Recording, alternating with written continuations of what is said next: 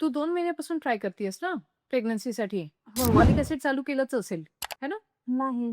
अगं, folic acid नाही चालू केलंय तू? फॉलिक ॲसिड हे सगळ्यात महत्त्वाचं व्हिटॅमिन आहे प्रेग्नन्सीसाठी. समजलं? WHO ने आपल्याला काय सांगितलंय? तुम्ही प्रेग्नन्सीच्या किमान 3 महिन्या अगोदरपासून फॉलिक ॲसिड सप्लिमेंटेशन चालू करायला पाहिजे. नाहीतर बाळाला मेंदू किंवा मणक्यांचा आजार होऊ शकतो. त्याचं डेव्हलपमेंट प्रॉपर होत नाही. कळलं? आणि ह्या गोळीचं तू म्हणशील, की मला काय माहिती मी उद्या प्रेग्नंट होणार आहे का 6 महिन्यांनी होणार आहे. तू एकदा प्लॅनिंग सुरू केल्या फॉलिक ॲसिड चालू करायचं. ओके? कारण त्याच्याने फायदेच आहे.